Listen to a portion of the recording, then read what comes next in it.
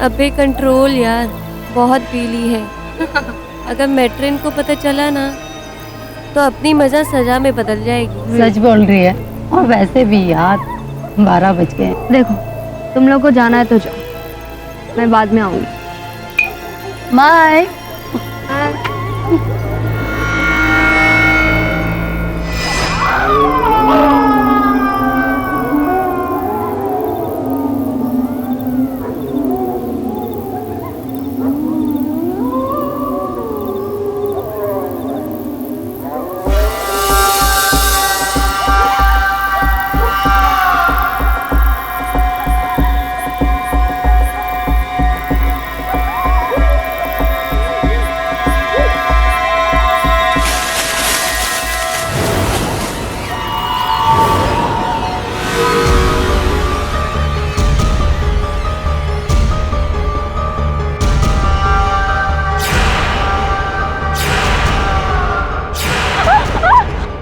तुम्हें सबक सिखा कर रहूंगी, तुम्हारे करने का यही फल है।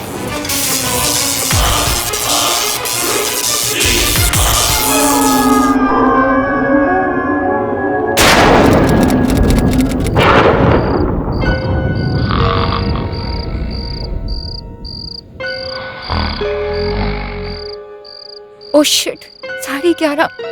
ये 10 बजे मेट्रिन का सब मेन गेट बंद करने का सिस्टम ही गलत है। शिट, क्या करूं?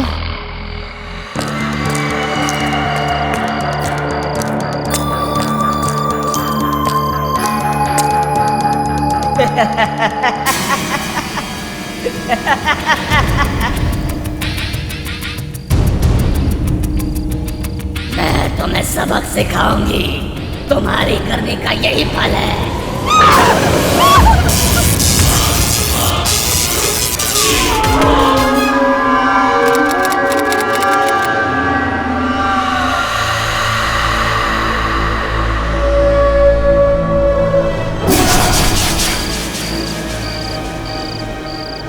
देखो मुझे ना अब ऐसे चुप चुप के मिलना बिल्कुल अच्छा नहीं लगता। तुम जल्दी से अपनी पत्नी को डिवोर्स दो ताकि हम लोग शादी कर सकें।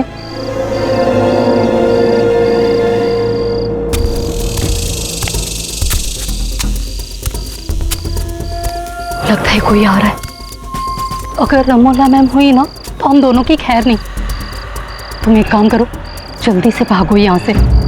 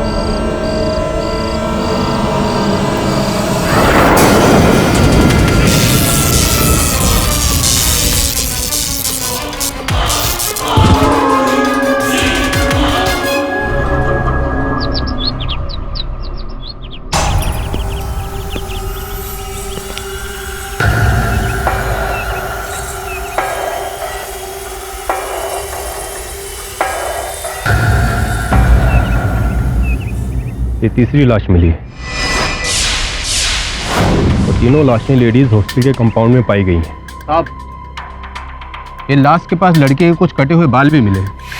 ऐसा लगता है कातिल ने कितनी बेरहमी से उसकी हत्या की होगी। और इस लाश की पोजीशन भी वैसी है जैसे पिछली दोनों लाशों की थी। इसके भी दोनों हाथ जोड़ के रखे गए हैं। अन्वेश जी सर। पिछली बार की तरह तुम पी के सो रहे थे या फिर कुछ देखा या कुछ सुना? अब मैं ड्यूटी पे नहीं पीता सर, लेकिन मैंने कुछ अजीब सी आवाज़ सुनी थी सर, जैसे इलेक्ट्रिक के स्पार्क उड़ रहे हों, और मैंने एक रोशनी देखी। मैं भागा सर, और जब मैं यहाँ पहुँचा तो माया मैम साहब की लाश पड़ी थी। हाँ इंस्पेक्टर, कल मैंने भी अपने कमरे की खिड़की से कुछ लाइट्स के फ्लैशेस देखे थे। सर मैं कब से कह रही हूँ कि किसी डायन का काम है।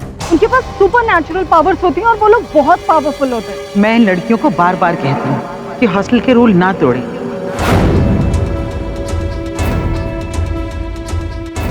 डिसिप्लिन रखें और 10 बजे से पहले हॉस्टल में वापस आ जाएं। लेकिन ये लड़कियां देर रात छुपकर वापस आ रही थी ताकि कोई देखने ना पाए, और उसका नतीजा क्या हुआ? इन तीनों के खून हो। रमोला जी, इन तीनों की हत्याएं कैसे हुई कुछ समझ में नहीं आता। ना कोई मर्डर वेपन, ना कुछ और। आपने जो करना है जल्दी कीजिए, इससे पहले कि किसी और हॉस्टल की लड़की पर हमला हो जाए। आप ये केस सॉल्व कर दीजिए।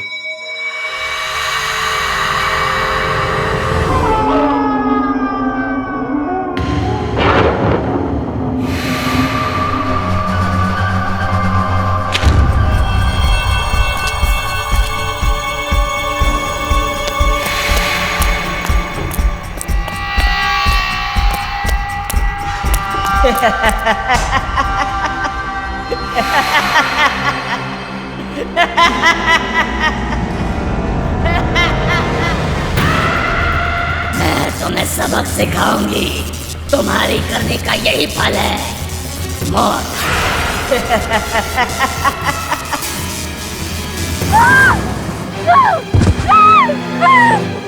आप ठीक तो है ना मैडम?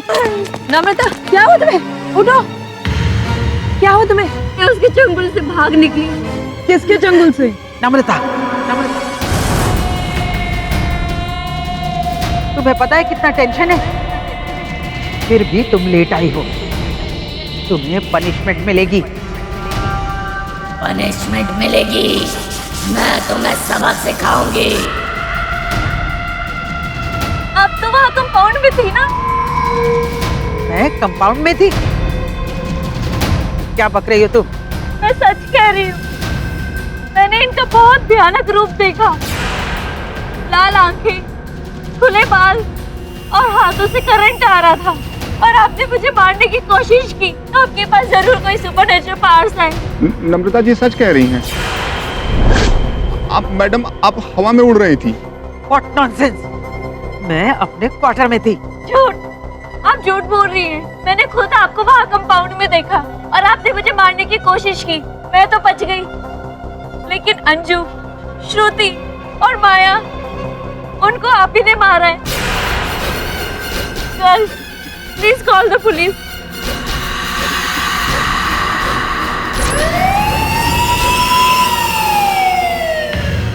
आपके पतिदेव का मानना है कि आप निर्दोष हैं। जी हाँ, मैं निर्दोष हूँ। और क्यों हुआ?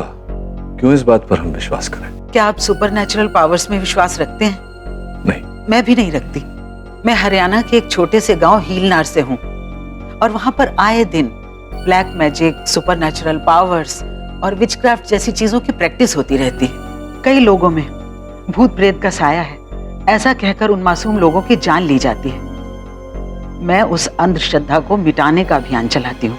एक क्षण के लिए अगर मान लिया जाए कि आप सत्य कह रही हैं रमोला जी, तो प्रश्न उठता है कि उस हॉस्टल की छात्राओं ने आप पर यह आरोप क्यों लगाया? मुझे डिसिप्लिन बहुत पसंद है, और जो भी कोई हॉस्टल के रूल तोड़ता है मैं उसे स्ट्रिक्ट पनिशमेंट देती हूँ।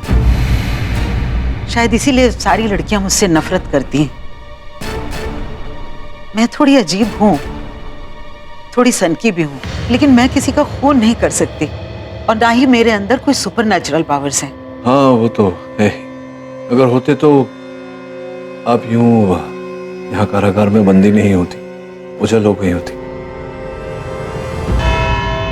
3 अक्टूबर, 15 अक्टूबर और 29 अक्टूबर, समय रात को 11:30 के बाद श्रुति, अंजू और माया, इन 3 लड़कियों की मौत हुई। तीनों लड़कियां SVPD लेडीज हॉस्टल में रहती थी। क्या इसके अलावा इन तीनों लड़कियों में और कुछ कॉमन था, इंस्पेक्टर दवे? तीनों की उम्र 20 से 25 साल के बीच थी। तीनों के बाल भी लंबे थे, लेकिन उनके बाल कतरे गए थे, और मेडिकल रिपोर्ट के हिसाब से तीनों ने शराब भी पी रखी थी। तीनों की मौत इलेक्ट्रिक शॉक की वजह से हुई थी, और तीनों की गर्दन के पीछे इलेक्ट्रिक शॉक का मार्क भी था। सर, सबसे इंपॉर्टेंट बात, तीनों की लाशों के हाथ जुड़े हुए थे, मानो वो हाथ जोड़कर माफी मांग रही है। इन शॉर्ट, इन तीनों लड़कियों ने मेट्रन रमोला महाजन के बनाए रूल्स को तोड़ा था। बार बार वार्निंग देने के बाद भी कई बार ये रूल्स को तोड़ती रही थी। Your honour, Ramola ji is an obsessive discipline freak. इन्हें साइकोलॉजिकल डिसऑर्डर है और इसीलिए इन्होंने उन तीनों लड़कियों को मार डाला। योर ऑनर, जिन तीनों लड़कियों की हत्या की गई, इन हत्याओं में जो समानता है वो इस ओर संकेत देता है कि तीनों की हत्या एक ही व्यक्ति ने की है। ये व्यक्ति योर ऑनर जो एक अनुक्रमानिक हत्यारा सीरियल किलर है। ऐसे व्यक्ति की, ऐसे हत्यारे की हत्या करने की पद्धति, हत्या का शस्त्र और हत्या का शिकार चुनने का एक सांचा, एक ढांचा होता है योर ऑनर, जिसके अंतर्गत वो हत्या करता है। उसका कारण ये है कि ऐसे व्यक्ति का जो मानसिक संतुलन होता है योर ऑनर, वो हिला हुआ होता है। बिल्कुल ठीक कहा पाठक साहब आपने। अरे रमोला जी मेंटली वियर्ड ही तो हैं, पेरिस नहीं है। हॉस्टल की लड़कियों को टॉर्चर करना इन्हें अच्छा लगता है और इस बात को प्रूव करने के लिए मैं मिस कविता को टॉक में बुलाना चाहूंगा। अनुमति। रमोना मैम बहुत ही स्ट्रिक्ट हैं। Late night parties, drinking, alcohol और लाउड म्यूजिक, इस सब से उन्हें सख्त नफरत है। और अंजू, माया और श्रुति को ये सब करना बहुत अच्छा लगता था। और एक बार जब उन लोगों ने एक छोटा सा प्रैंक खेला तो रमोना मैम ने... तुम लोगों को प्रैंक खेलने में बहुत मजा आता है ना? मैम, हम लाइफ में बस एंजॉय करना चाहते हैं, लेकिन फिर भी मैम आइंदा से ऐसा नहीं होगा। इस बार माफ करती हूँ। ये लो, चॉकलेट खाओ।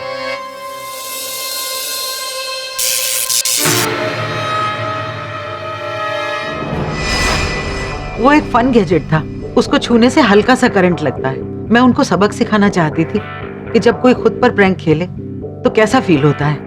अच्छा, उस रात माया जब रिक्रिएशन सेंटर में छुप छुप के अपने बॉयफ्रेंड से बात कर रही थी, तब आपने क्या किया था?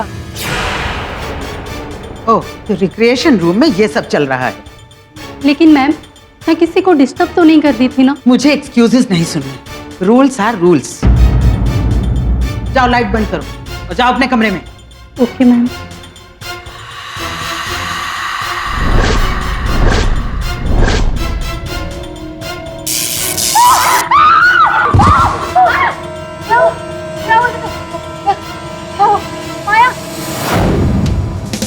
उस कमरे की अर्थिंग फॉल्टी थी। दूसरे दिन मैंने इलेक्ट्रिशियन को बुलाकर ठीक भी करवाई थी। अर्थिंग की प्रॉब्लम तो आपने सॉल्व कर दी, लेकिन मेरे ख्याल से आपको अपनी दिमागी प्रॉब्लम सॉल्व करवाने की भी जरूरत है। I object your honour. अभियोग पक्ष महोदय काल्पनिक घोड़े दौड़ा रहे हैं यहाँ। ये कोई इमेजिनेशन नहीं, ऐसी पैरानॉर्मल एक्टिविटीज होती हैं। आप अदालत की कार्रवाई में दखल मत दीजिए। मैं इंटरफेयर नहीं कर रही, मैं आप लोगों की हेल्प करने आई हूँ। I just want 5 minutes to say what I want to say.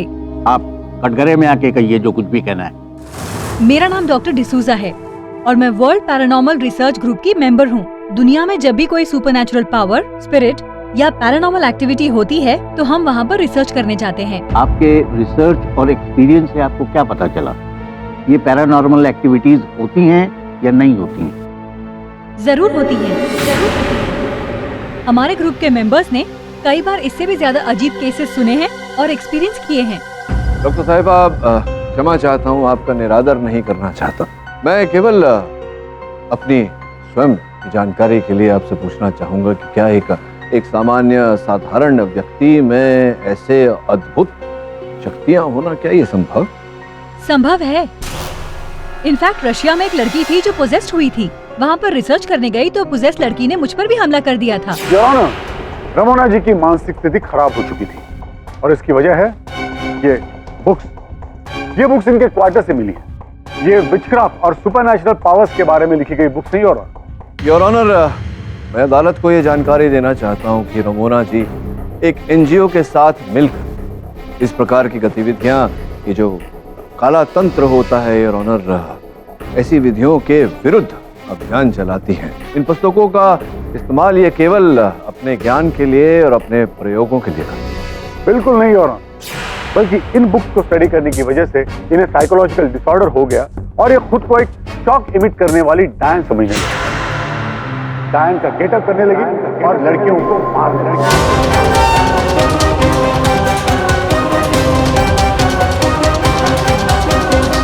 मेरे पास इसके विटनेसेस हैं जिन्होंने इन्हें डायन के अवतार में देखा। 15 नवंबर की रात को तकरीबन 12 बजे जब मैं हॉस्टल की दीवार कूदकर घुसी थी तब मैंने देखा। मैं तुम्हें सबक सिखाऊंगी, तुम्हारी करने का यही फल है।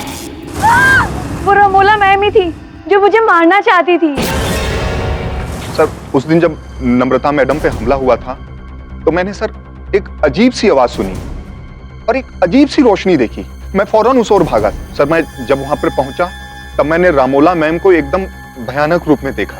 सर इनके शरीर के आसपास बिजली मंडरा रही थी और सर इनके हाथ से भी बिजली निकलकर नम्रता मैडम की ओर जा रही थी। नम्रता मैडम तो वहां से भाग गई और फिर अचानक रमोला मैम भी गायब हो गई। सर मुझे इंसोमेनिया है और जिसकी वजह से मुझे रात को लेट नींद आती और अक्सर ऐसा हुआ है कि जब मैं हॉस्टल के कॉरिडोर में टहल रही होती थी मैंने रमोना मैम की कमरे से अजीबोगरीब आवाजें आते हुए सुनी। ये झूठ बोल रही है, ऐसा कुछ नहीं होता था जैसा। एक्सक्यूज मी राणा, मैं एविडेंस केडीसी को देना चाहता हूँ। Permission granted. Thank you.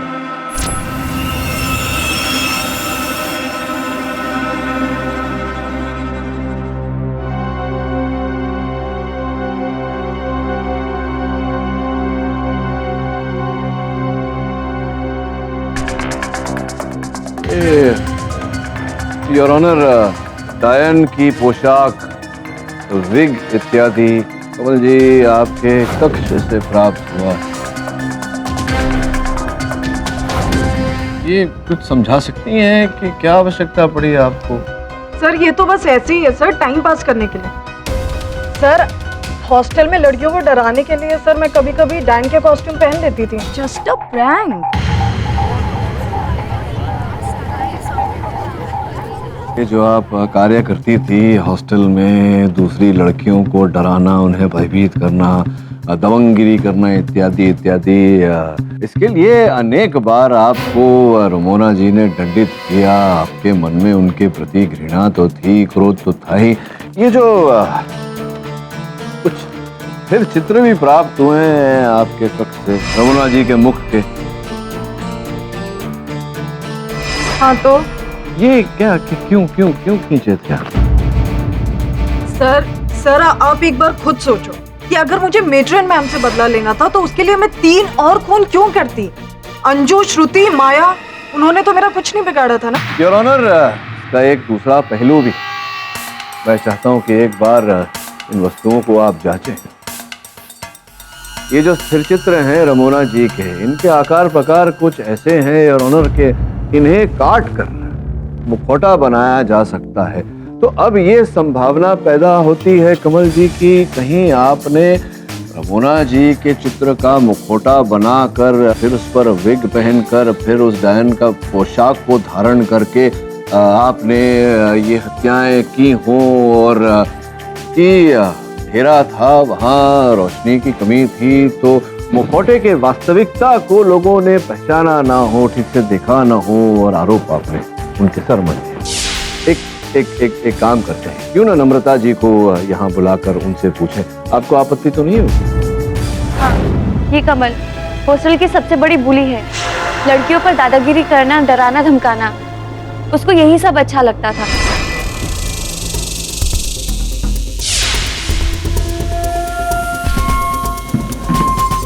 Hello, excuse me, हम भी लाइन में खड़े हैं। मेरे आगे ज्यादा बोलना नहीं, समझी? और वैसे भी मैं जहाँ खड़ी हो जाती हूँ ना, लाइन वहीं से शुरू होती है। और अगर मेरे आगे ज्यादा बोला तो मेट्रन के आगे तेरी सारी पोल खोल दूंगी, समझी? मगर अंजू, श्रुति, माया और मैं, हम लोग उसकी दादागिरी से डरते नहीं थे, बल्कि उसी को सबक सिखाते थे। कुछ भी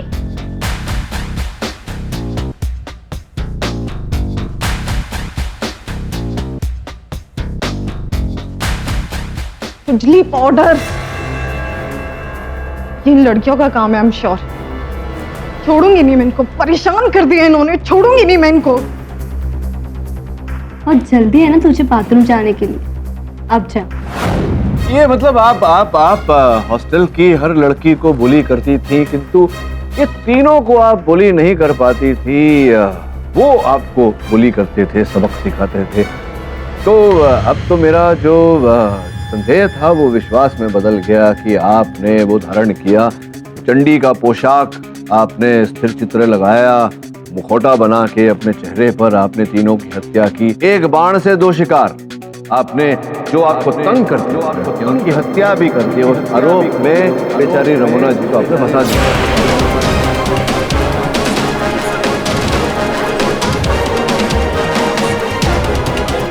चैलेंज इन द कोर्ट। नहीं नहीं सर, आप मेरा यकीन करिए, ऐसा कुछ नहीं है। और सर आप जिन फोटोज की बात कर रहे हैं वो तो सर बस ऐसे ही सर मैं उन पे डांट मारने के लिए रखा था ताकि मैं अपना फ्रस्ट्रेशन निकाल सकूं। नहीं नहीं नहीं, कोई फ्रस्ट्रेशन नहीं, कोई डांट नहीं, अभी कुछ नहीं।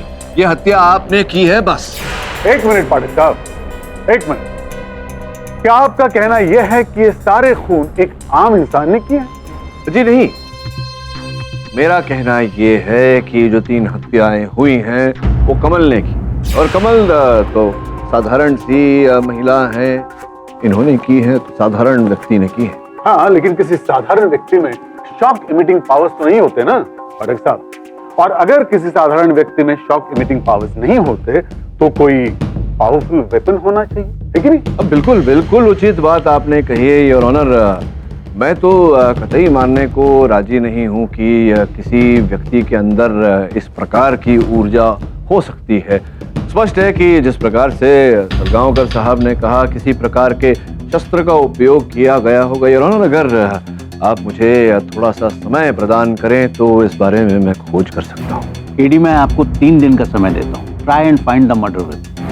तब तक के लिए अदालत मुलतवी की जाती है।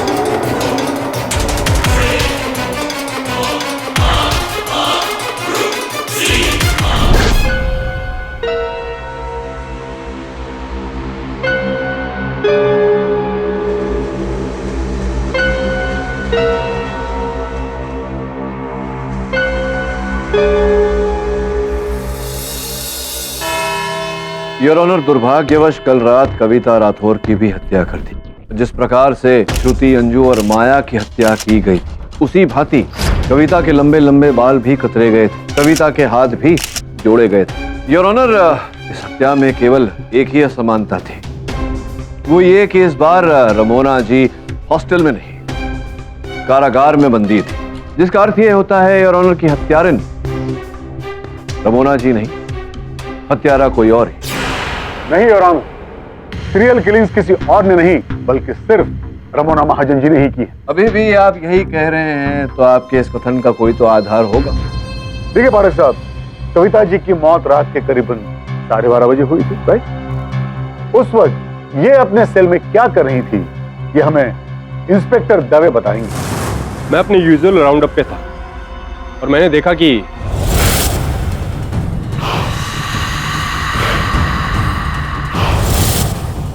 योर ऑनर, हो सकता है कि ये विचक्राफ्ट प्रैक्टिस कर रही थी। योर ऑनर, कोई तंत्र विद्या नहीं कर रही थी रमोना जी, वास्तव में इन्हें मिर्गी का दौरा पड़ा था।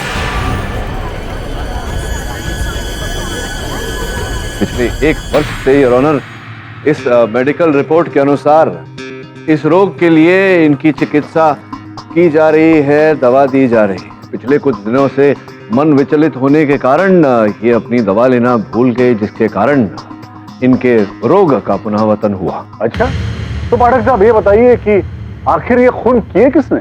योर ऑनर, अभियोग पक्ष महोदय के इस प्रश्न का उत्तर देने के लिए आपकी अनुमति हो तो मैं हॉस्टल के सुरक्षा कर्मी अन्वेष को कटघरे में बुलाऊं। तो ये बताइए अन्वेष जी की जिस छात्रा को आपने देखा था, नाम क्या है उनका? जी, Prachi Pandey. Order order, silence in the court. Your honour, आपकी अनुमति हो तो मैं अपने सहायक से निवेदन करूं कि हत्या का शस्त्र अदालत में है। अनुमति।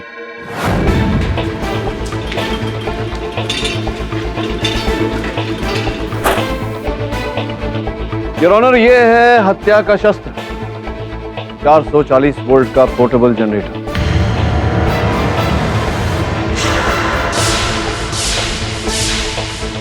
इस पर फिंगरप्रिंट रिपोर्ट के अनुसार प्राची की उंगलियों के छाप पाए गए। केवल इतना ही नहीं, मृत कविता राठौर के देह के पास जो रुमाल पाया गया था, डीएनए रिपोर्ट के अनुसार इस पर प्राची के लहू के अंश पाए गए।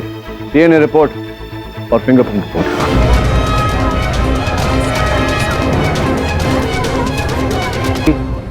आपको अपने बचाव में कुछ कहना है? बचने की मैंने बहुत कोशिश की, मगर आखिर में पकड़ी ही गई। लेकिन मुझे कोई अफसोस नहीं। वो चार, श्रुति, अंजू, माया और कविता, उन चारों ने मेरा जीना दुश्वार कर दिया था। और किस लिए? क्योंकि मैं एक छोटे शहर से हूं, मैं गंवार हूं, मुझे जीने का कोई हक नहीं है। जैसे चारों के लिए मैं एक पंचिंग बैग ही बन गई थी। कभी मुझे चिढ़ाते, कभी मजाक उड़ाते, कभी इंसल्ट करते। जैसे ह्यूमिलिएट करना तो उनकी आदत बन गई। और इसलिए मैंने भी डिसाइड किया कि वंस एंड फॉर ऑल मैं भी उन्हें दिखाऊं कि मुझ में कितनी पावर है। जनरेटर के पावर से 440 वोल्ट लेकर उनको स्पॉट पे ही मार सकता हूं।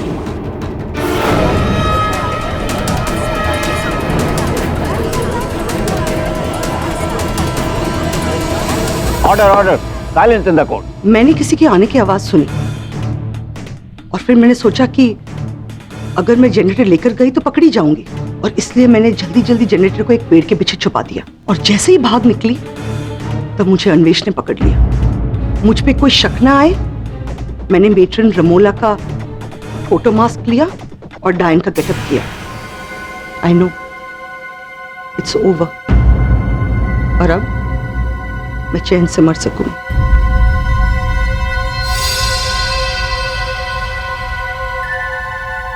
चलिए पाठक साहब, कांग्रेचुलेशन, एक और केस आप जीत गए। अब बोल दीजिएगा द डिफेंस रेस। नहीं प्रोफेसर, अभी भी कार्यक्रम समाप्त नहीं हुआ। एक मिनट, एक्सक्यूज मी। जो आपने तो अपराध स्वीकार कर लिया प्राची। मैं अपनी जानकारी के लिए आपको पूछना चाहूंगा कि ये जो जनरेटर है, तो ये पहली जो 3 हत्याएं हुई थी उनमें आप इसे वहाँ घटनास्थल पर नहीं लेकर गई थी? क्योंकि इस बार तो घटनास्थल पर इस जनरेटर के पहियों के छाप थे, निशान थे, लेकिन पहली 3 बार नहीं थे। क्यों नहीं थे? वो पहली 3 बार जनरेटर को मैं ही उठा के लेके गई थी। अच्छा, आप इस जनरेटर को इस जनरेटर को आप उठाकर लेकर गई थी घटनास्थल पर। इस बार आप घसीट कर लेकर गई ताकि जनरेटर की जो पहिए हैं उनके छाप वहां रह जाए। तो ये बताइए कि हत्या के पश्चात आप इस जनरेटर को कहाँ अपने कक्ष में रखती थी, कहाँ छुपाती थी? हॉस्टल के वेयरहाउस में। कितनी दूरी पर है वो हॉस्टल से? आई थिंक नहीं, निश्चित रूप से बताइए। 500 मीटर। 500 मीटर की दूरी तक आप इसे उठाकर वहां ले जाती थी। तो 5-7-10 मिनट तो आपको लगा ही होगा उस समय, है ना? हाँ, उतना ही लगता है। योर ऑनर, अगर आपकी अनुमति हो तो मैं आग्रह करूंगा एक बार प्राची जी से कि वे कटघरे से बाहर आए और हमें एक बार ये जनरेटर उठा कर दिखाएं। अनुमति। आई।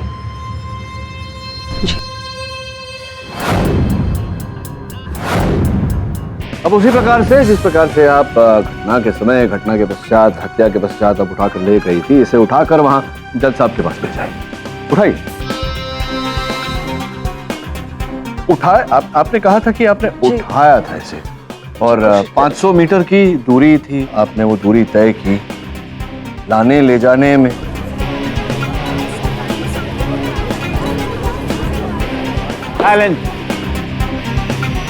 बस बस बस बस छोड़ दीजिए। सर, आप प्रयास करना चाहेंगे? आइए। क्यों ना हम दोनों मिलकर इसे उठाएं? आइए उठाइए।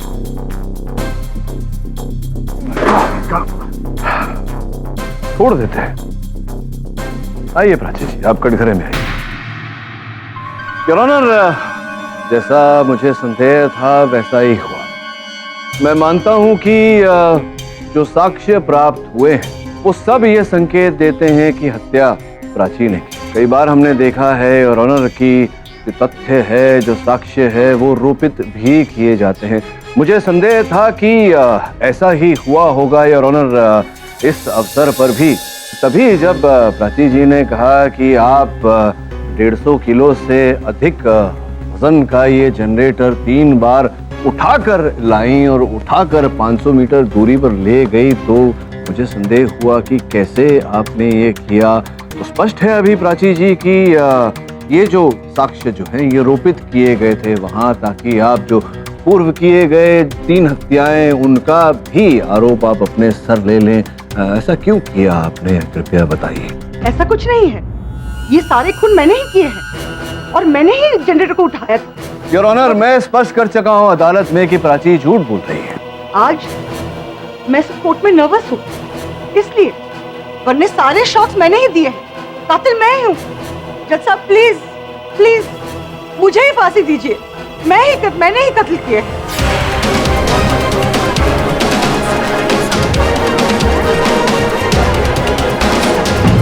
मैं आपकी बात से सहमत हूं केडी।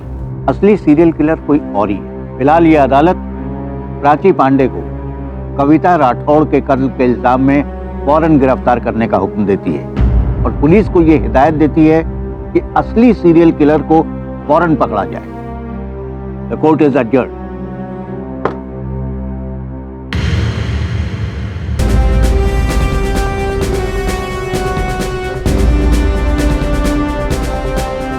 तो एंटी डिप्रेशन टैबलेट्स हैं।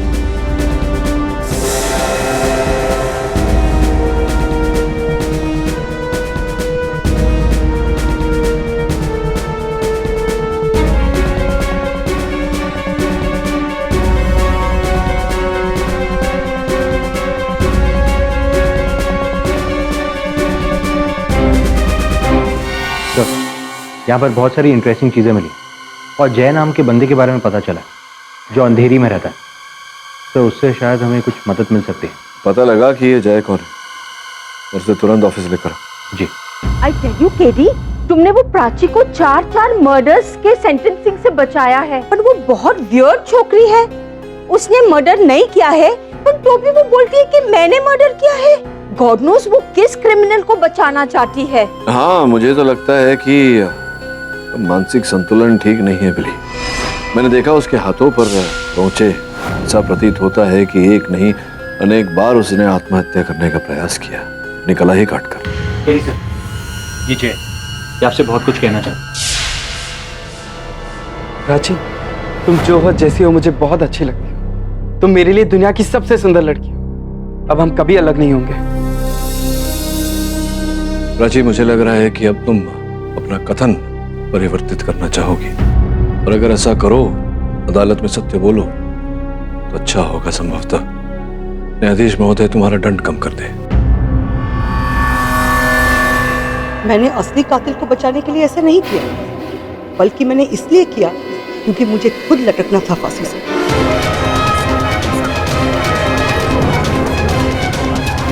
Silence in the court. क्या ये तो पागल लगती है, इसकी दिमागी हालत ठीक नहीं लगती। जी हाँ, आप एकदम सही कह रहे हैं। मैं क्रॉनिक डिप्रेशन की पेशेंट हूँ। कोई मुझे गंवार बुलाता, कोई मुझे बहन जी बुलाता और हर समय मेरी मजाक उड़ाते। फ्रेंड्स और कजन्स तो दूर हो ही गए थे, और जब एक सच्चा जीवन साथी मिला, उसके पेरेंट्स ने भी मुझे एक्सेप्ट नहीं किया, तो तो मैं क्यों जीती? प्राची, दुर्भाग्यवश ये जग ही हमारा कुछ ऐसा है। भले लोगों के साथ कभी भलाई नहीं होती। जो भी हो, मैं चाहता हूं कि आप अपना हाथ, अपनी कलाई एक बार न्यायाधीश महोदय को दिखाएं। योर ऑनर, यही कारण था कि अनेक बार प्राची ने अपनी कलाई काट कर आत्महत्या करने का प्रयास किया, किंतु सौभाग्यवश ये सफल नहीं रही। हाँ, मैं मरना चाहती थी और इसलिए मैंने सोचा ठीक उसी तरीके से जैसे बाकी 3 खून हुए थे, अगर कविता को भी उसी तरीके से मार दूं और सारे सबूत मेरे खिलाफ छोड़ दूं तो मैं पकड़ी जाऊंगी और मुझे सजाएं सुनाई जाएगी और फांसी हो जाएगी। इसका मतलब यह है कि सारे खून रमोना जी ने किए, डायन के भेस में। योर ऑनर, अक्सर जो होता है वो दिखता नहीं और जो दिखता है वो होता नहीं। यहां भी कुछ ऐसा ही है कि जो दिख रहा था वो नहीं था और जो है वो दिख नहीं रहा। अगर आप मुझे अनुमति दें तो मैं उस डायन को जिसे इन व्यक्तियों ने देखा उसे यहाँ अदालत में प्रकट करना चाहूंगा।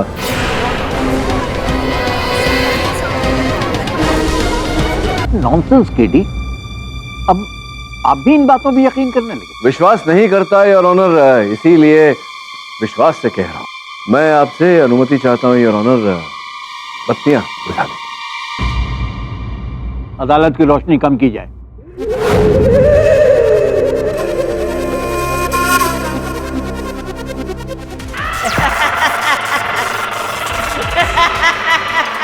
मैं तुम्हें सबक सिखाऊंगी, तुम्हारी करने का यही फल है।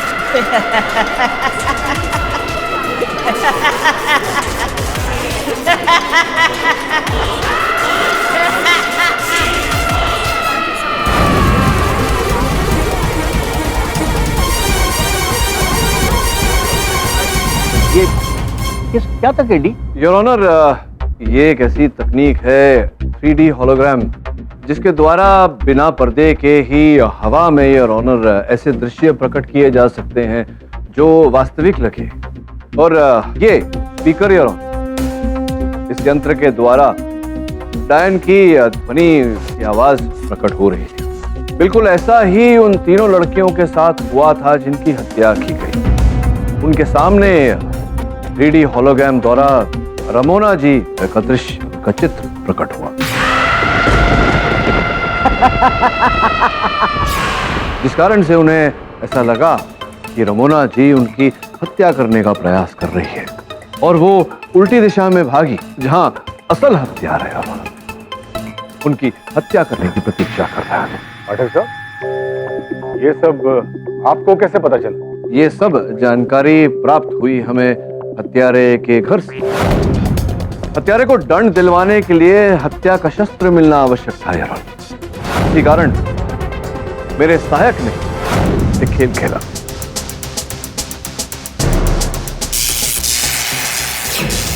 तो ये है तुम्हारा मर्डर वेपन? हाँ योर ऑनर, ये है हत्या का शस्त्र। एक ऐसा शस्त्र जिससे ऊर्जा उत्पन्न होती है। शॉक रॉड कहते हैं योर ऑनर। देश विदेशों में पुलिस फोर्स में इसका उपयोग होता है। वैसे तो सामान्य रूप से इसके अंदर से 40 या 50 वोल्ट ऊर्जा ही प्रकट होती है, किंतु इस रॉड हत्यारे ने ऐसी तकनीक डाली कि इससे अब 440 से ऊपर वोल्टेज की ऊर्जा प्रकट होती है। ओह, इसका मतलब हत्यारा बहुत ही टेक सेवी है।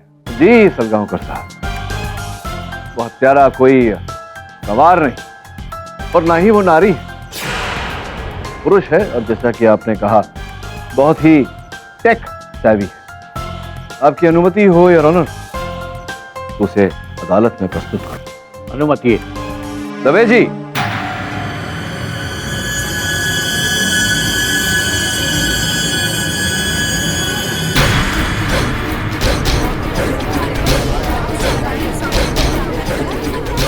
वहां का सुरक्षा कर्मी प्रवेश। तो असली कातिल तुम हो।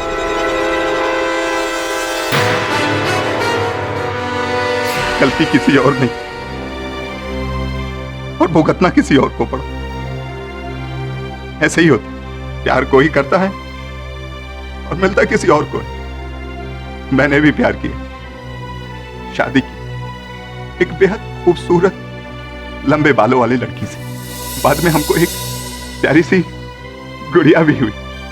मैंने अपनी गुड़िया और अपनी पत्नी के फ्यूचर के लिए उनसे दूर सिंगापुर में एक अम्यूजमेंट पार्क के लाइट एंड साउंड डिपार्टमेंट में एज ए टेक्निकल सुपरवाइजर की नौकरी की। दिन रात एक कर दी, यहाँ तक कि एक वक्त का खाना भी नहीं खाता था ताकि उनके लिए पैसे बचा सकूं। लेकिन वो यहाँ देर रात तक पार्टी करती, शराब पीती और एक दिन किसी और के साथ मेरी छोटी सी गुड़िया को लेकर चली। लेकिन उसने जो मुझे दर्द दिया ना, उससे एक बात पता चला कि जो मेरे साथ हुआ है वो और किसी के साथ नहीं होना चाहिए। और इसी कारण आपने वहीं सिंगापुर में ही एक महिला पर अपना अत्याचार करना आरंभ किया, जिसके कारण सिंगापुर पुलिस ने आपको बंदी बनाया और कुछ दिनों बाद ही आपको सिंगापुर से निर्वासित कर दिया गया। लेकिन बेचारे मर्दों को बचाने का आंदोलन मैंने बंद नहीं होने दी। मैं सिंगापुर से लौटते हुए शॉकिंग रॉड ले आया और बेवफा औरतों को ज्यादा से ज्यादा सजा दे सकूं, इसलिए गर्ल्स हॉस्टल में नाइट वॉचमैन की ड्यूटी कर। और उसके बाद 3D होलोग्राम टेक्नोलॉजी का यूज, जिसका मैं एक्सपर्ट था।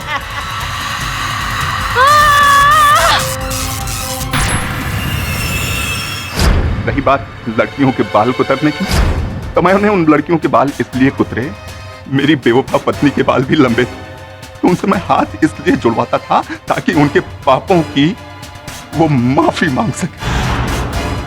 और रही बात रमोला मैम की, तो रमोला मैम का चेहरा मैंने इसलिए चुना क्योंकि वो भी मेरी तरह स्ट्रिक्ट थी और गलती करने वाले को पनिशमेंट मिले वो इसमें बिलीव करती थी।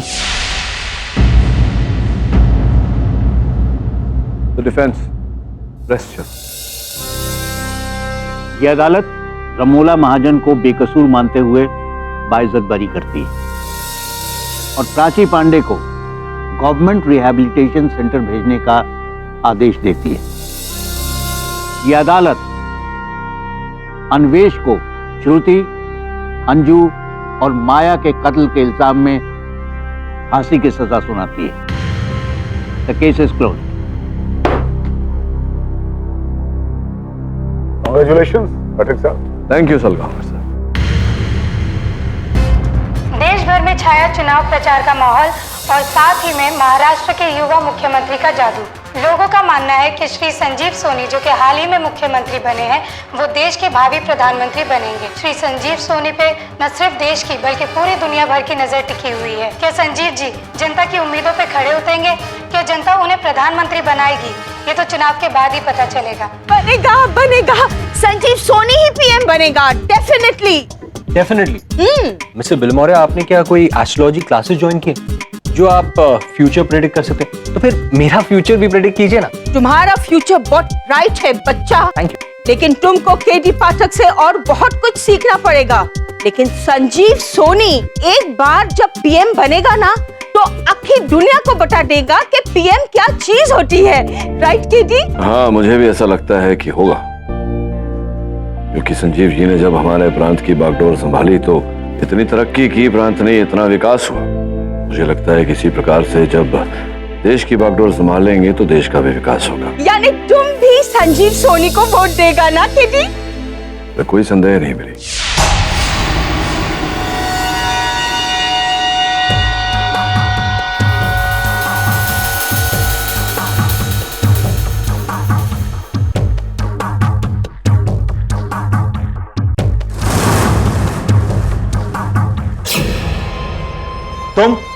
तुम क्या यहाँ कर रही हो? और ये क्या है? मेरी चीजों को फिर से हाथ लगाना शुरू कर दिया तुमने। हाईली कॉन्फिडेंशियल, तुम्हारे किसी गर्लफ्रेंड का युगा। Let me read it. Mister Sanjeev Soni, तुम इस देश के प्रधानमंत्री बनने के लायक ही नहीं। तुम एक धोखेबाज आदमी हो। तुम अपनी पत्नी को धोखा दे रहे हो। मुझे तुम्हारी माशूका के बारे में भी पता है। पीएम की कुर्सी तो उसी को मिलनी चाहिए जो सच्चा हकदार है। वाह, मुझे कितना सुकून मिल रहा है कि तुम्हारे लाखों फैंस में से कोई एक तो है जो तुम्हारा असली चेहरा जानता है और लेटर लिखकर ये बताने की हिम्मत रखता है। Mind blowing. भूमिका, बकवास बंद करो। मैं तुम्हें और तुम्हारा घर छोड़कर जा रही हूँ। जब तक फैसला नहीं हो जाता ना, तब तक होटल कॉन्टिनेंटल में रहूंगी। भूमिका, भूमिका देखो मेरी बात सुनो, इस वक्त घर छोड़ के जाना ठीक नहीं है, मत जाओ। भूमिका मेरी बात तो सुनो। भूमिका,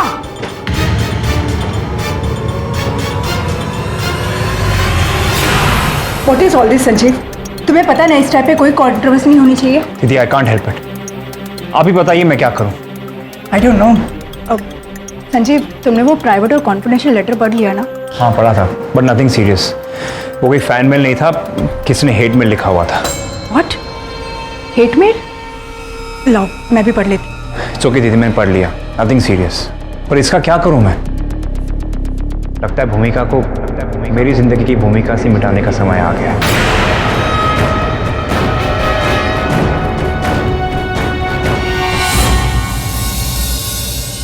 मुख्यमंत्री श्री संजीव सोनी पर लगा है अपनी पत्नी भूमिका सोनी की हत्या का आरोप।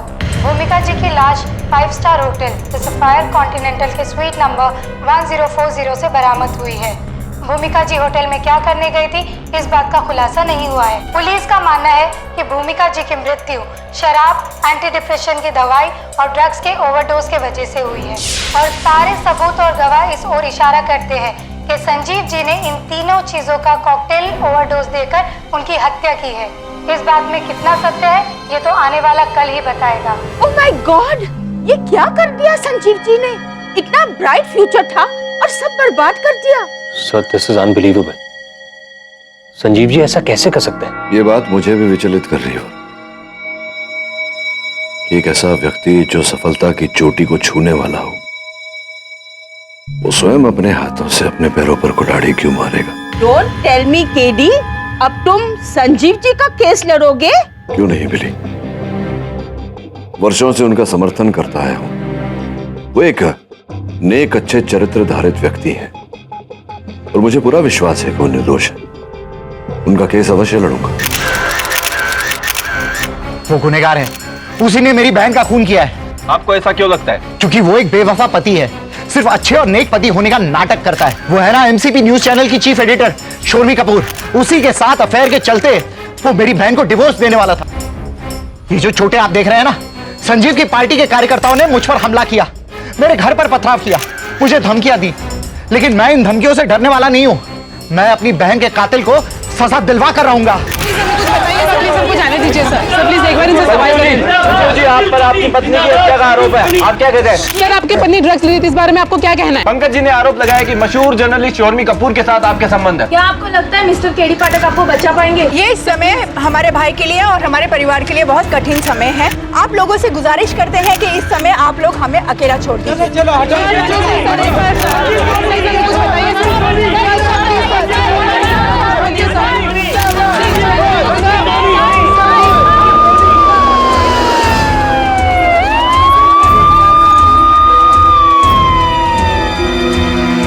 केडी जी, यहाँ पे आके मुझसे मिलने के लिए thank you.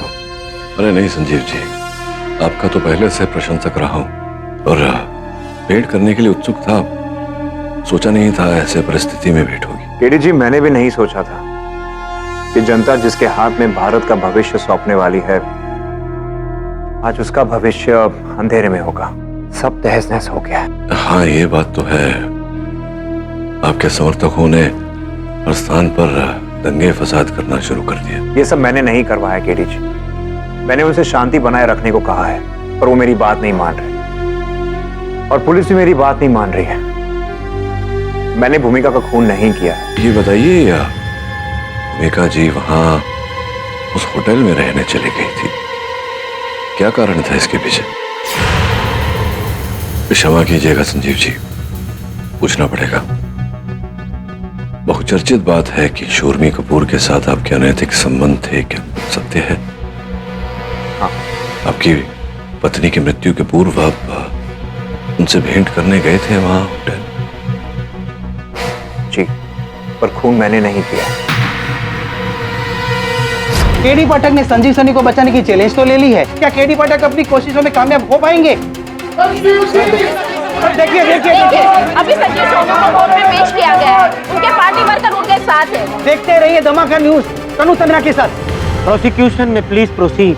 Mister Pankaj Keswani ने मिस्टर संजीव सोनी पर ड्रग्स का ओवरडोज देकर अपनी बहन की हत्या का आरोप लगाया है। मेरा भी यही मानना है माय लॉर्ड। उस दिन जो हुआ वो कुछ इस तरह हुआ होगा your honour. Mister Sanjeev Soni Bhumika ji से मिलने होटल सफायर कॉन्टिनेंटल पहुंचे और फिर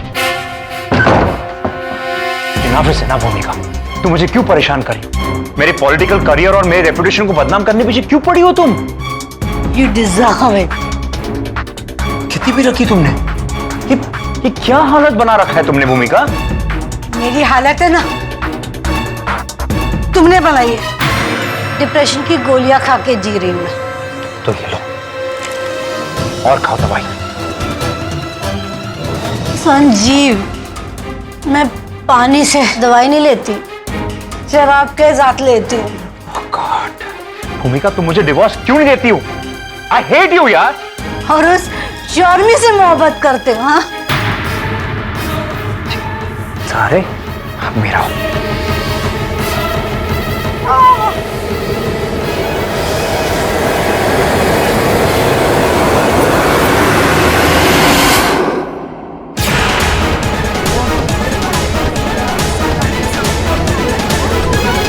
ऑर्डर ऑर्डर।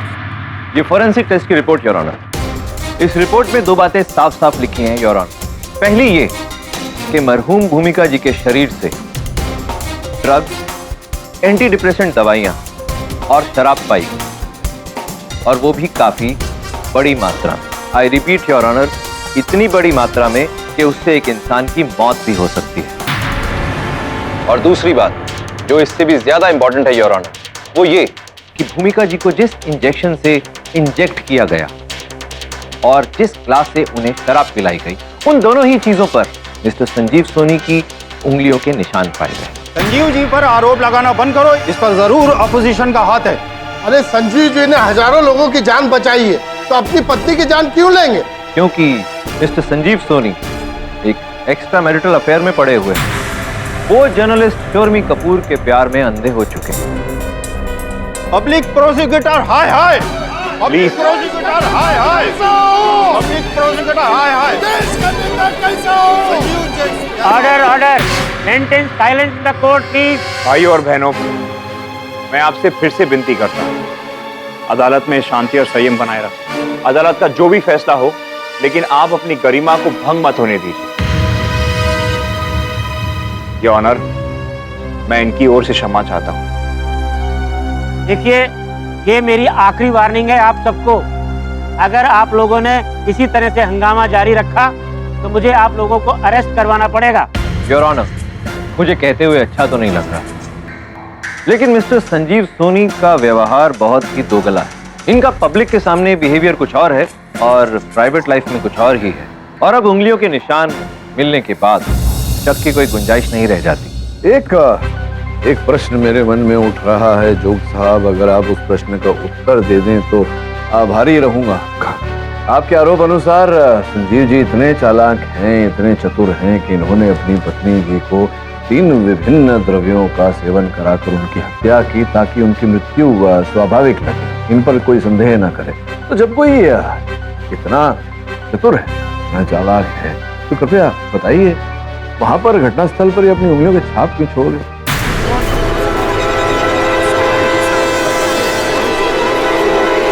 Order order. वैसे इतना मुश्किल भी नहीं है मिस्टर पाठक ये सोचना। देखिए, इनके इरादे चाहे नेक नहीं थे, लेकिन ये तो मानना पड़ेगा कि मिस्टर संजीव सोनी एक प्रोफेशनल क्रिमिनल नहीं है। अब ड्रग्स, दारू और दवाइयों का ओवरडोज देकर इन्होंने भूमिका जी की हत्या तो कर दी और वहां से भागना भी चाहते हो, लेकिन फिर इनकी एक पब्लिक रैली भी थी। उसी टेंशन में और जल्दी में हो सकता है कि ये निशान मिटाना भूल गए। आपने ये नहीं सोचा कि इनके अतिरिक्त भी एक और व्यक्ति हैं जिनकी उंगलियों के छाप वहां प्राप्त हुए हैं घटनास्थल पर? मेरा इस केस से क्या लेना देना? मैंने कुछ नहीं किया। मैंने ऐसा तो नहीं बोला कि हत्या आपने की है।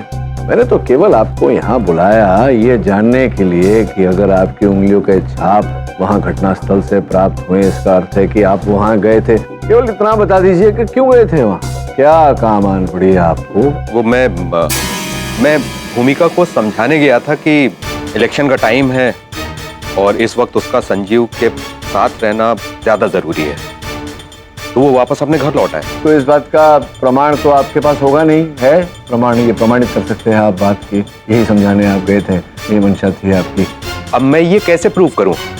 अब मेरा मतलब है कि एक ही इंसान है जो मेरी गवाही दे सकता था, भूमिका, लेकिन अफसोस वो तो। हाँ, वो तब तो भूमिका जी स्वर्ग सिधार गई, आपके साथ और कोई था नहीं साक्षी, आपका मित्र या कोई सहायक।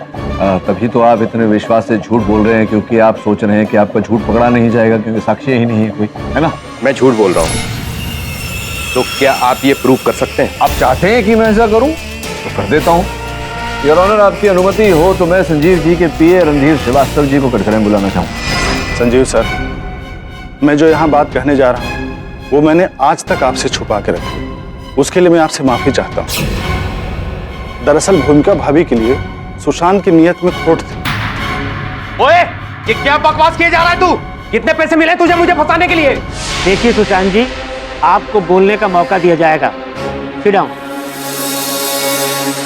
संजीव सर ने मुझे जरूरी डॉक्यूमेंट्स लाने के लिए भेजा था, और जैसे ही संजीव सर के कमरे में एंटर होने के लिए मैं दरवाजा खटखटाने ही वाला था कि मैंने सुना कि भूमिका भाभी गुस्से में सुशांत से कह रही थी कि ये बार बार संजीव को छोड़ देने का प्रपोजल बंद करो, और ये एसएमएस जो भद्दे करते हो आप, इसे भी बंद करो, आइंदा ठीक नहीं होगा।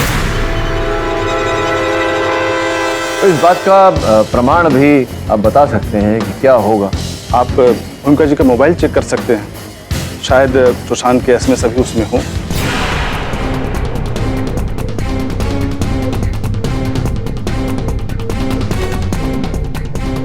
प्रथम संदेश योर ऑनर, तुमने उसे चुना जो तुम्हारा हो नहीं सका, अब उसे चुनो जो तुम्हारा होना चाहता है। द्वितीय संदेश, जिंदगी ने तुम्हारे साथ बहुत बुरा किया, किंतु मैं तुम्हारे साथ कभी बुरा होने नहीं दूंगा। मैं तुम्हें दिलो जान से चाहता हूँ, मैं चाहता हूँ कि तुम मेरी हो जाओ, छोड़ दो संजीव। योर ऑनर, ऐसे एक नहीं अनेक प्रेम भरे संदेश हैं। सुशांत जी ने इतने अश्लील संदेश एक विवाहित महिला को भेजे, मैं उन्हें बुलाकर पूछना चाहता हूँ कि ऐसा क्यों किया? इजाजत है। हाँ, मैं भूमिका से प्यार करता था।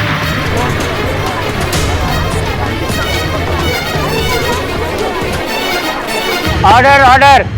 संजीव और शोरमी का अफेयर चल रहा था, इस बात से मुझे भूमिका से सिंपैथी थी, और ये कब प्यार में बदल गई पता ही नहीं चला।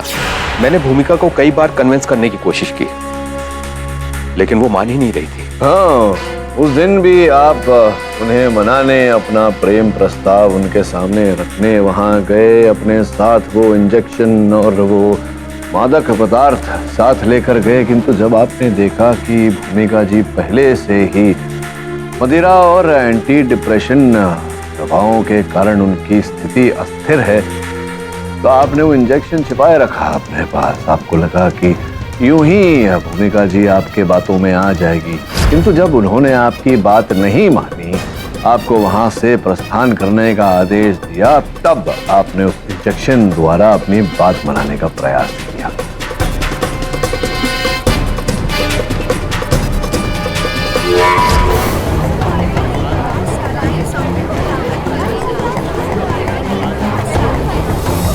तत्पश्चात आप इंजेक्शन लेकर वहां से पलायन कर गए, किंतु जाते जाते अपनी उंगलियों के छाप उस दरवाजे पर छोड़ गए। नहीं नहीं जज साहब, ऐसा कुछ भी नहीं हुआ। ऐसा ही है। ये पॉसिबल ही नहीं है, क्योंकि भूमिका ने मुझे कमरे के अंदर घुसना ही नहीं दिया। अरे झूठ बोल रहे हैं आप। ये सच कह रहे हैं योर ऑनर, और अपनी इस बात को सच साबित करने के लिए मैं होटल सफायर कॉन्टिनेंटल के फ्लोर मैनेजर साहब को अदालत के कटघरे में पेश करने की इजाजत चाहूंगा। इजाजत है। उस वक्त दोपहर के 12 बजे थे और स्वीट नंबर 1040 के बाहर मैंने सुशांत जी को देखा। भूमिका, भूमिका दरवाजा खोलो, देखो मैं तुम्हारे लिए क्या लाया हूं। भूमिका। सर, ये स्वीट में हमारे स्पेशल और हाई प्रोफाइल गेस्ट रह रहे हैं। मुझे पता है, मुझे उनसे ही मिलना है अर्जेंटली। सर लेकिन उनके स्वीट के बाहर डू नॉट डिस्टर्ब का टैग लगा हुआ है। आई रिक्वेस्ट यू सर, आप उन्हें डिस्टर्ब न करें। मैडम का भी यही इंस्ट्रक्शन है, प्लीज सर।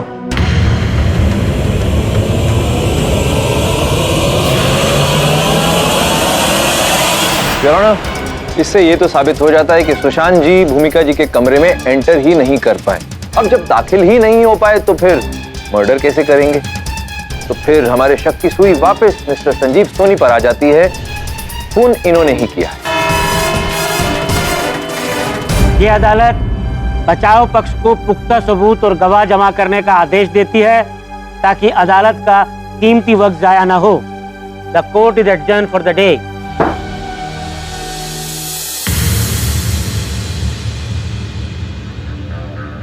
सामान्य परिस्थिति में अगर कार्यालय में बॉस डांट दे तब कर्मचारी उदास होता है कि तो मैंने तो कुछ कहा ही नहीं। फिर तुम दोनों के मुख क्यों लटके हुए? सर मैं इतनी मेहनत करके होटल के कमरे में से वो चीज ढूंढ के लाया था और आपने उसका जिक्र तक नहीं किया अदालत में। और ना, हर वाक्य बोलने का और कार्य करने का एक उचित समय होता है। अगर समय से पहले वाक्य बोल दो या कार्य कर दो, सब व्यर्थ हो जाता है। सर मैं कुछ समझा। तू समझेगा भी नहीं। काम कर, आज रात को होटल के उस कक्ष में जाकर छिप जा और फिर देख, तब समझ जाएगा। किसका इंतजार करो? इंतजार हमेशा आने वाले का किया जाता है। योर ऑनर, मैं अदालत का क्षमा प्रार्थी हूं कि मैंने अदालत से एक विशेष जानकारी छिपा कर रखी। कौन सी बात मिस्टर पाठक? मेरे सहायक वरुण को जिस कक्ष में भूमिका जी की हत्या हुई थी, उनकी मृत्यु हुई थी, वहां से किसी महिला की बाली प्राप्त हुई।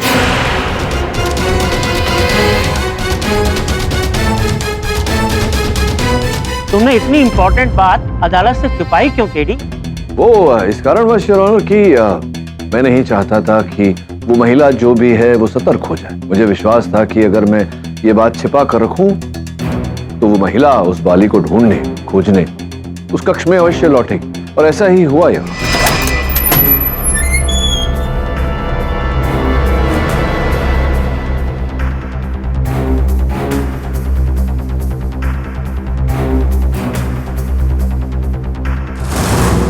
कहीं आप इसे तो नहीं ढूंढ रही हैं?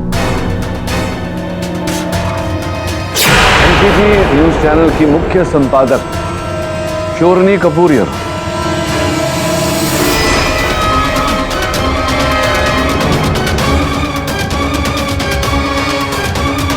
समय व्यर्थ न करते हुए शोरमी जी, सीधा मुद्दे का प्रश्न पूछता हूं। आप वहां भूमिका जी के कक्ष में क्यों गई? जब भूमिका घर छोड़कर चली गई थी तो संजीव ने मुझे फोन करके इन्फॉर्म किया था।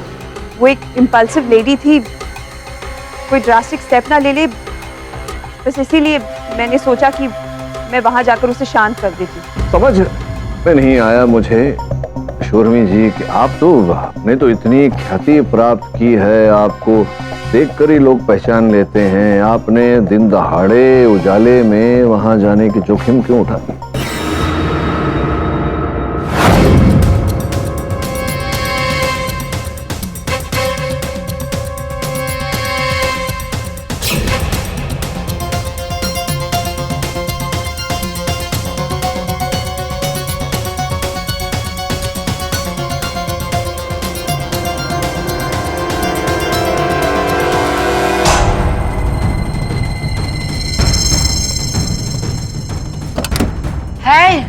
क्लीनिंग नहीं चाहिए अभी प्लीज। शोरमी, तुम यहाँ क्यों आई हो? जले पे नमक छिड़कने, और वो भी इस तरह से भेष बदल कर? इस हद तक गिर गई तुम? मैं तुम्हें सिर्फ इतना बताने आई हूँ कि ये झगड़ा वगड़ा करके कोई कंट्रोवर्सी क्रिएट मत करो। इस समय इलेक्शन के रिजल्ट्स डिक्लेयर होने वाले हैं। संजीव पीएम बन सकता है। तुम ये अल्कोहल, ये ड्रग्स और झगड़ा करके सिर्फ संजीव को कमजोर करिए और कुछ नहीं। तुम मुझे मत सिखाओ, ये सब तुम्हारी वजह से हो रहा है। तुम अपना चाल चलन ठीक करो। हाँ, मैं तुम्हें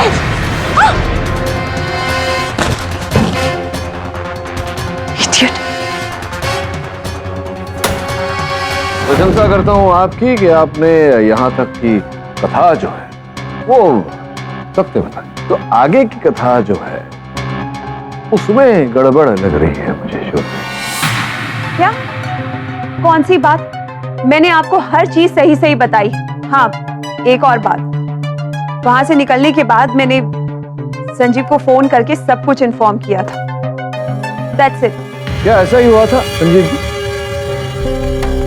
यस ऑनर, ये बात सच है और उसी के बाद मैं भूमिका से मिलने गया था। तो जब आप वहां पहुंचे तो भूमिका जी की स्थिति, उनकी अवस्था कैसी थी? बहुत खराब थी। ये क्या कर रही हो तुम? क्या हालत बना रखी है? भूमिका, तुम्हारी तबीयत वैसे ठीक नहीं रहती है और तुम।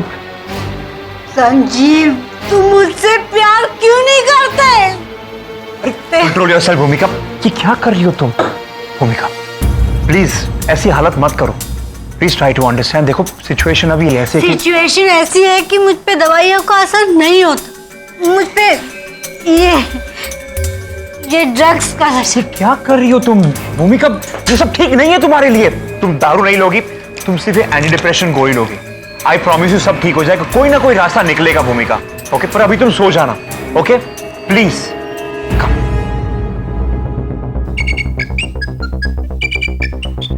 हाँ रणधीर, हाँ मैं आ रहा हूं।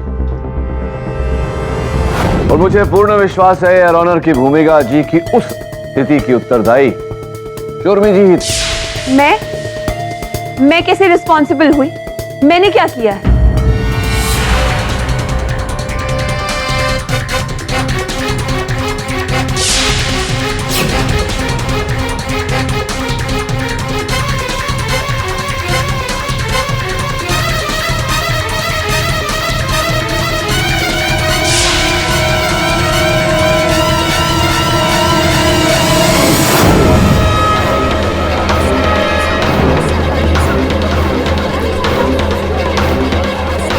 Order order, maintain silence in the court please.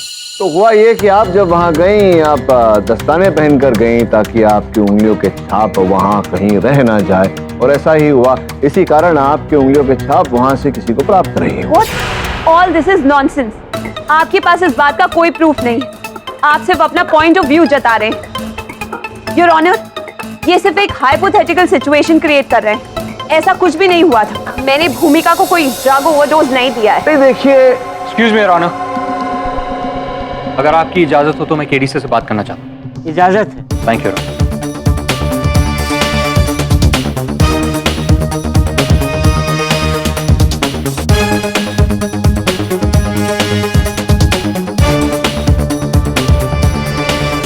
Your honour, एक बहुत ही महत्वपूर्ण जानकारी प्राप्त हुई है।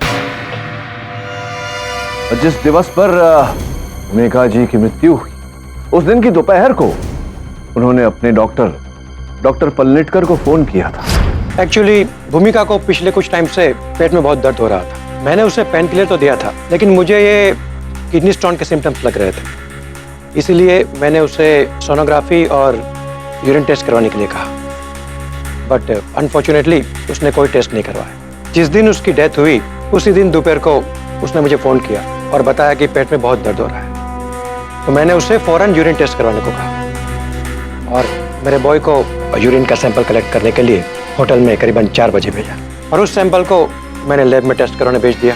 ये सब बातें इस वक्त अदालत में करने की क्या वजह है मिस्टर पाठक? योर ऑनर, उनकी यूरिन सैंपल की पैथोलॉजी रिपोर्ट आई है, जिससे 2 बातें स्पष्ट होती हैं। सर्वप्रथम, उनके किडनी में स्टोन अर्थात पथरी था। द्वितीय और अधिक महत्वपूर्ण, उनकी यूरिन में एक विशेष रूप के विष के अंश पाए गए हैं। Your honour,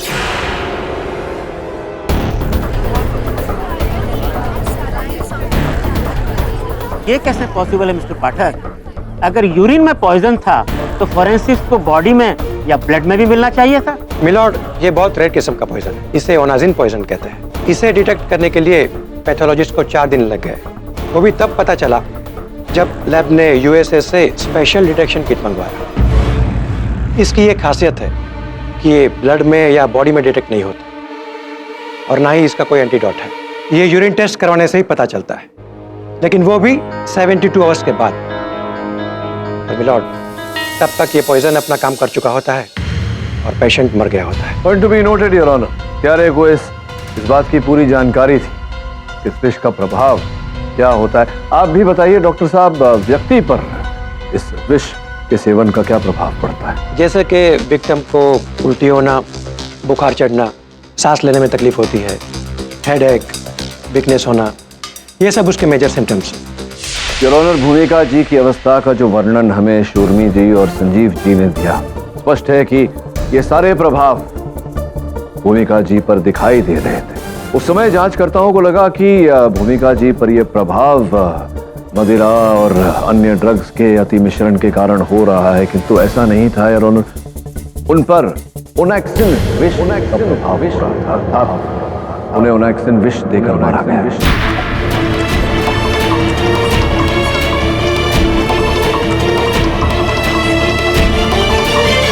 order order. लेकिन ये पॉइजन भूमिका जी को किस माध्यम से दिया गया था? जज साहब, इस बात का तो अभी तक पता नहीं चला। आपका तो पता नहीं डॉक्टर पलनेतकर, लेकिन मुझे जरूर पता है। योर ऑनर, सीधी सी बात, मिस्टर संजीव सोनी इस देश की सबसे बड़ी कुर्सी के प्रबल दावेदार हैं। देश विदेश के कई साइंटिस्ट, कई मेडिकल एक्सपर्ट्स के साथ इनके कांटेक्ट रहते हैं, मिलना जुलना होता है। वहीं से कहीं से आइडिया मिला होगा और आइडिया मिलने के बाद अपनी पत्नी पर ही आजमा लिया। मिस्टर प्रोसिक्यूटर, इस तरह से हवाई किले बनाना बंद कीजिए और कोई पुख्ता सबूत हो तो पेश कीजिए। I am sorry your honour, फिलहाल तो नहीं, लेकिन फिर भी जो सबूत हैं वो मिस्टर संजीव सोनी की तरफ ही इशारा करते हैं। अब कम से कम इनको बेल तो नहीं मिलनी चाहिए। योर ऑनर, मैं अदालत से ऐसा कोई निवेदन करने भी नहीं वाला। केवल इतना निवेदन करूंगा कि मुझे कुछ समय दिया जाए ताकि मैं इस बात की आगे छानबीन कर पाऊं, जांच पड़ताल कर सकूं और सत्य को अदालत में उजागर कर सकूं। ठीक है मिस्टर पाठक, ये अदालत इस केस की अगली सुनवाई तक के लिए मुलतवी की जाती है। केडी साहब, मैंने होटल रूम के अंदर बाहर ऊपर नीचे सब जगह ढूंढ लिया, कोई सुराग नहीं मिला। अच्छा, तो ये भूमिका जी वहाँ होटल गई, उससे पहले कहाँ थी? शायद घर पर होंगी।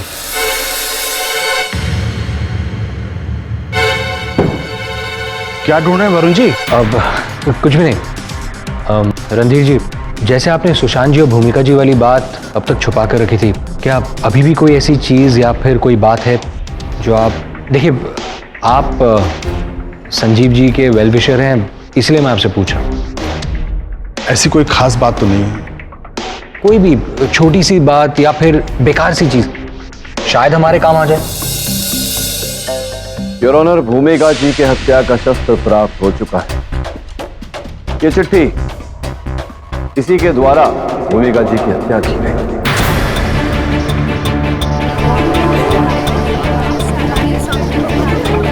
Order order.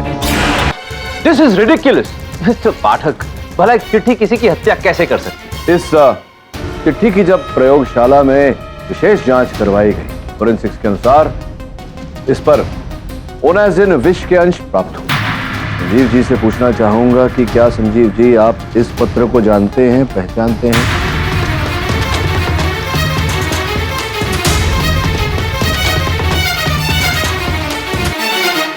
हाँ, जिस दिन भूमिका का देहांत हुआ उस दिन ये चिट्ठी मेरे पास आई थी। उस पे हाईली कॉन्फिडेंशियल लिखा हुआ था। मैं लेटर पढ़ूं उसके पहले भूमिका ने पढ़ लिया और मुझे ताना मारकर दे दिया। मैंने उसे अनदेखा करके चौकी तो अपने कुर्ते की जेब में रख ली।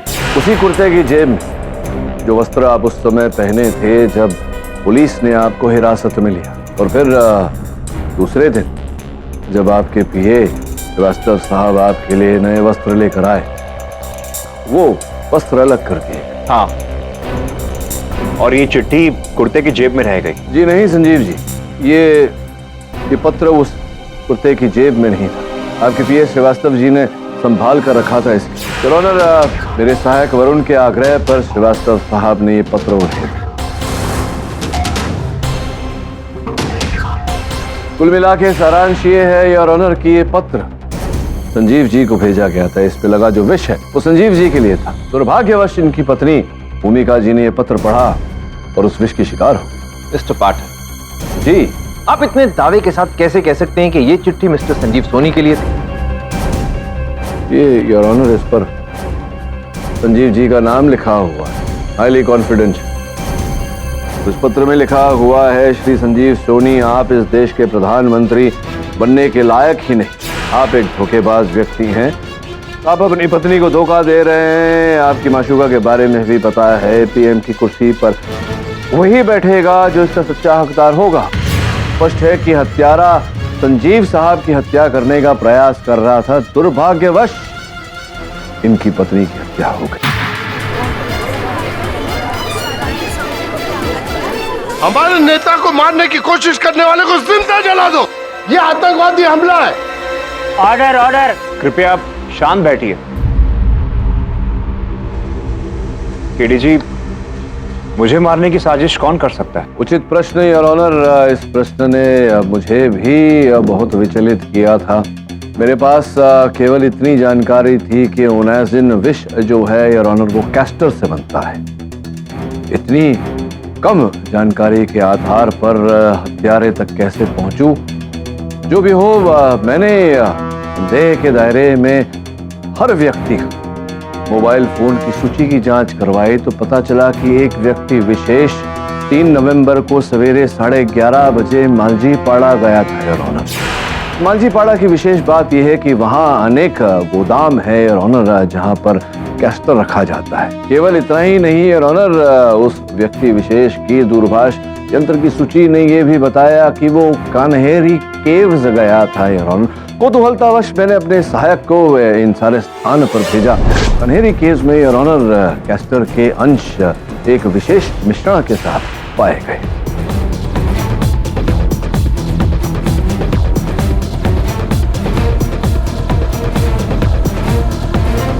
लेकिन सिर्फ मोबाइल ट्रैकिंग के आधार पर तुम किसी को अपराधी सिद्ध नहीं कर पाओगे मिस्टर केडी। मेरे कथन का ये तात्पर्य नहीं था यार। हमने आगे भी जांच करवाई। जिस कुरियर कंपनी से ये चिट्ठी संजीव साहब को भेजा गया था वहां जांच पड़ताल करवाई। वहां से पता लगाया कि किसने ये चिट्ठी संजीव साहब को भेजी। और जैसा मुझे संदेह था वैसा ही हुआ यार। जिस व्यक्ति ने चिट्ठी भेजी थी उसका नाम, पता, सब कुछ जाली था, किंतु ये चिट्ठी इस देश के होने वाले प्रधानमंत्री को भेजी गई थी। इसी कारण कुरियर कंपनी वाले को उस व्यक्ति का ढांचा, शक्ल सूरत याद थी यार। और जब उसका वर्णन सुना तो मैं दंग रह गया। मिस्टर पाठक जी, ये अदालत जानने में बिल्कुल भी इंटरेस्टेड नहीं है कि आप दंग रह गए या कुछ और रह गए। प्लीज सीधा मुद्दे की बात पर आइए।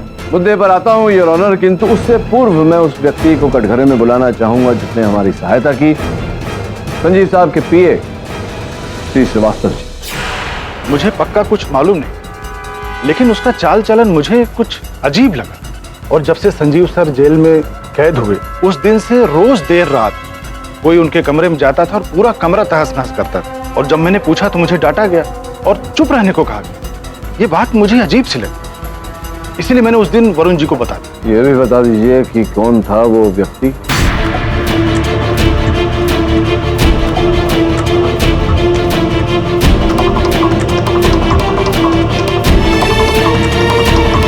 संजीव जी की बहन Malini ji.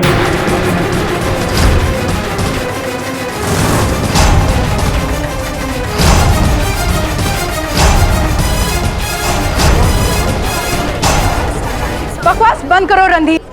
What nonsense is this, हाँ? ये क्या साजिश रच रहे हो तुम? देखिए मालिनी जी, आपको जो भी कहना है यहाँ कटघरे में आकर कहिए। योर ऑनर, संजीव मेरा सगा छोटा भाई है और एक बहन अपने छोटे भाई को क्यों मारना चाहेगी? ये जो प्रश्न आपने पूछा है कुछ ही क्षणों बाद इसका उत्तर आप स्वयं देंगे, किंतु उससे पूर्व मैं संजीव जी से पूछना चाहूंगा। संजीव जी, ये जो आपके पत्र इत्यादि, ईमेल्स इत्यादि, इनका देख रेख कौन करता है, कौन संभालता है? ये सब तो मालिनी दीदी संभालती है, लेकिन उस दिन ये वाली चिट्ठी उन्होंने बिना खोले मुझे दी थी पढ़ने के लिए। संजीव, ये तुम्हारा लेटर आया है, इसे तुम खुद पढ़ लेना। ये सारा ईमेल्स, फैन मेल्स, लेटर्स आप ही तो पढ़ते हैं, आप ही पढ़ लेना, मेरे पास बहुत काम है। संजीव, वो बात और है, इस लेटर पर लिखा हुआ है हाईली कॉन्फिडेंशियल। आई थिंक ये तुम्हें खुद पढ़ना चाहिए। ठीक है रणधीर, इसे स्टडी में रखना, बाद में पढ़ लो। ठीक है सर। तुम क्या यहाँ कर रही हो? और ये क्या है? मेरी चीजों को फिर से हाथ लगाना शुरू कर दिया तुमने। हाईली कॉन्फिडेंशियल, तुम्हारे किसी गर्लफ्रेंड का युगा। Let me read it. Your honour, इसी प्रकार से दुर्भाग्यवश संजीव जी की धर्मपत्नी ने ये चिट्ठी पढ़ी और देहांत उनका हुआ। बिना खोले आपको ये चिट्ठी पढ़ने को दी, जबकि ये चिट्ठियां पढ़कर फिर आपको खुली हुई चिट्ठियां देती हैं। क्यों ऐसा किया आपने? इसलिए दी क्योंकि उस पर प्राइवेट और कॉन्फिडेंशियल लिखा हुआ था। मैंने सोचा कि इलेक्शन का माहौल है, हो सकता है किसी स्पाई ने या किसी डिटेक्टिव ने कोई खास इन्फॉर्मेशन भेजी हो, तो इसके लिए बेहतर तो यही था कि लेटर खुद संजीव पढ़ ले। अब इसमें भी मैंने कोई गुनाह किया क्या? इस समय ये सिद्ध नहीं हुआ है, किंतु बहुत शीघ्र हो जाए। ये बताइए कि आप वहाँ मांझी पाड़ा क्यों गई थी? अब देखिए, कोई बहाना मत बनाइएगा, आपके दूरभाष यंत्र की सूची भी है हमारे पास, और वो जो थोक विक्रेता जिससे आपने 10 किलो कैस्टर अर्थात एरंड खरीदा, उसने आपका चित्र हमने दिखाया तो उसने फट छट पहचान लिया आपको।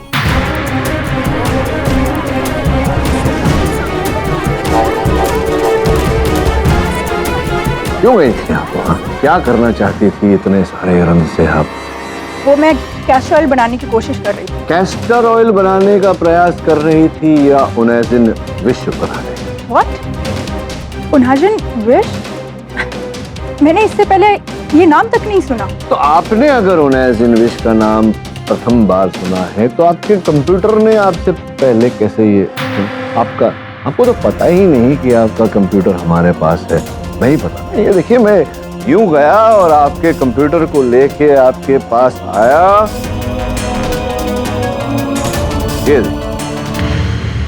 ये आपके लैपटॉप पर, ये देखिए। क्या मैं सही कह रहा हूं या मैं सही कह रहा हूं? आप ही बताइए। ये सब क्या है केडी?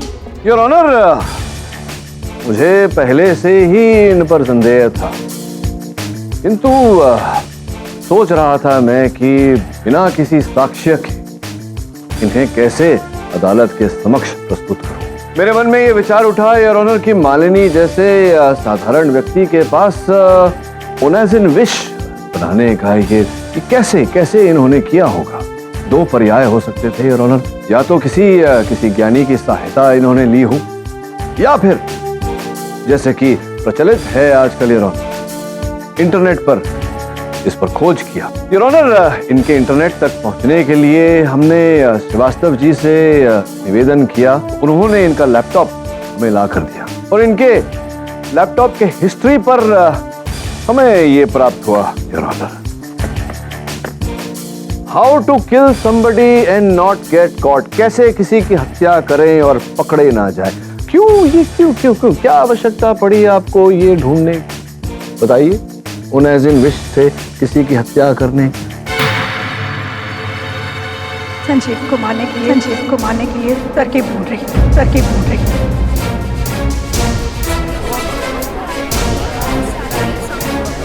ऑर्डर। संजीव जी की हत्या करने का तरकीब ढूंढ रही। हाँ जी, आगे बोलिए। मुझसे छोटा था, शायद इसीलिए सबका लाडला भी था। हर वो चीज जो पहले मुझे मिलनी चाहिए थी संजीव को मिलती रही। किताबें, खिलौने, गाड़ियां, मोबाइल, सब कुछ, यहाँ तक कि सीएम की सीट भी। मैं ज्यादा टैलेंटेड हूँ, मैं ज्यादा डेडिकेटेड हूँ, ज्यादा एक्सपीरियंस्ड हूँ, फिर भी क्यों सब कुछ संजीव को दे दी? और अब अगर पीएम भी यही बन जाता तो मैं क्या जिंदगी भर इसकी जी हजूरी करती? नहीं, ये मुझे गवारा नहीं। इसीलिए पीएम बनने का एक ही रास्ता था मेरे पास, संजीव को मारना, और कुर्सी सीधा मेरे पास।